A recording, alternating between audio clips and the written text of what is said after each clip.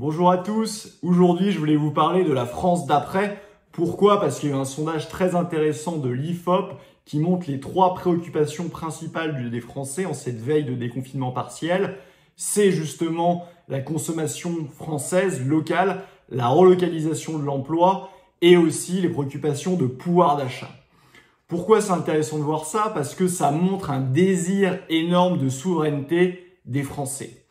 Et on a toujours dit évidemment que le Frexit était une condition nécessaire, mais elle n'était pas suffisante. Et je pense qu'il ne faut pas s'arrêter à la seule critique de l'UE, même si elle est nécessaire, il faut expliquer la nuisance de l'UE, mais il faut expliquer tout ce qu'on peut faire grâce au Frexit.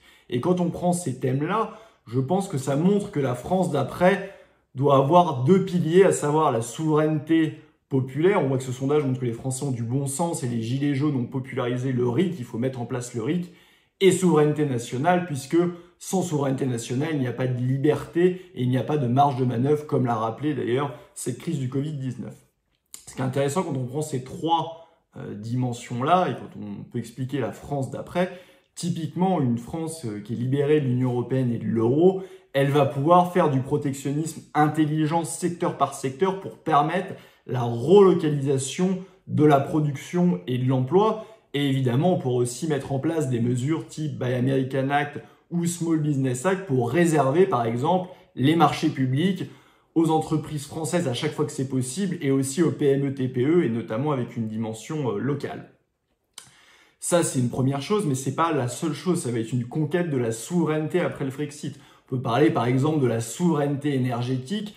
La France est très dépendante du pétrole. Il faudra apprendre justement à se passer du pétrole. Et la Banque de France pourra à cet égard financer les projets via le gouvernement directement, ce qui n'est pas possible quand on est dans l'euro.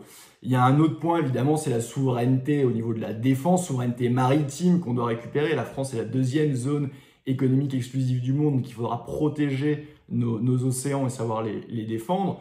Et bien évidemment, il y a toute la dimension aussi de souveraineté numérique et c'est ça qu'on veut pour la France de demain.